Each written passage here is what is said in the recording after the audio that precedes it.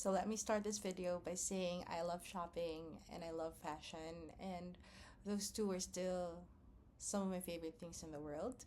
And this video is by no means anti-luxury or anti-shopping. Growing up, my dream was to be able to shop till I drop or shop without looking at the price tag. But I want to say what I have now is something even better. My perspective on shopping is more realistic and more healthy. And in this video, I'm gonna share the 5 practices that have greatly improved my shopping habits without doing a no buy. The first one would be wait before you buy.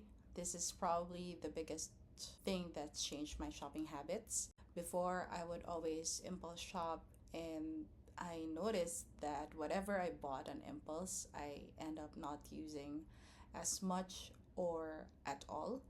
And so I decided to change it. Now I sit on it for a couple of days. I give myself maybe 5 days to a week to decide. Some people give themselves 24 hours, some 72 hours. So it's a very personal decision, whatever works for you. But if I'm still thinking about it after a few days, then that's when I will run it through the rest of my filters. Second would be fabric composition.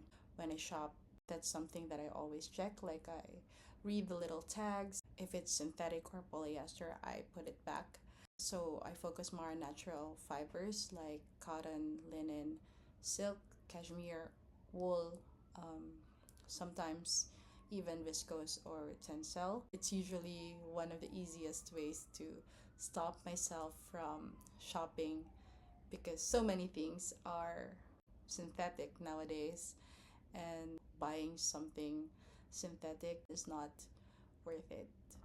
I do the same with skincare, makeup, or even food. I always check the ingredient list before buying. I'm definitely not perfect. I still believe in balance, but if I want to talk myself out of buying something, then checking what's in it is one of my best reality checks. Third is I don't buy every trend.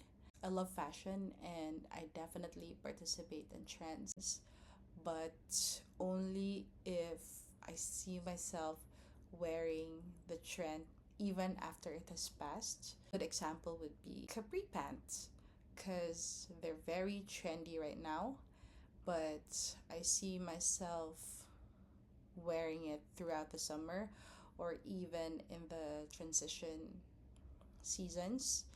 And I believe they're pretty classic. They also work with the rest of my wardrobe, so I knew there would be a place for them in my closet.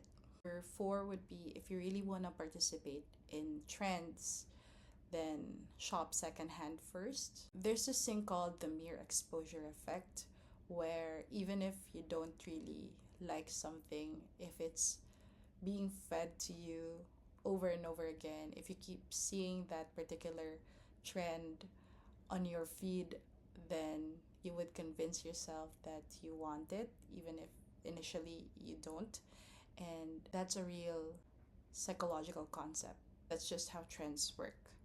So if I can't stop thinking about a piece or a trend and I want to participate in it, the first place that I would check would be Depop or Poshmark or the thrift store. Fashion is cyclical, so most trends have existed before. So there are chances that what you're looking for is available on the secondhand market.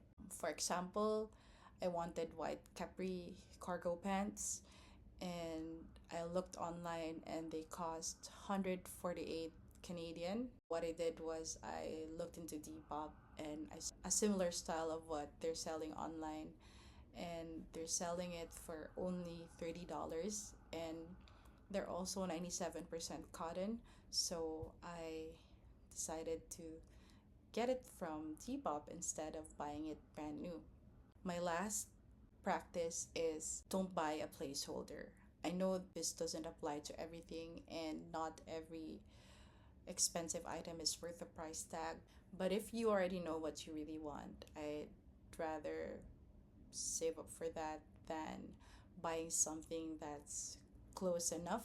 For example, if your dream is a black Chanel card holder, but you buy a pink Prada card holder just because it's available right now, chances are you'll still be thinking about the Chanel one and you'll end up spending money twice. This is something that I should have taught myself before. Sometimes waiting a little longer or saving up a few more dollars is actually the cheaper route rather than buying something that's just filling the gap at the moment. So, those are the 5 practices that have improved my shopping habits, and I hope that you were able to take away at least one thing from the video or even look at shopping from a slightly different perspective. I don't think these are the hard rules that you should follow, but these are just the filters that I do before making a purchase, and they worked really well for me. So I hope they help you too. Thank you so much for watching this video, and I'll see you in the next one. Ciao.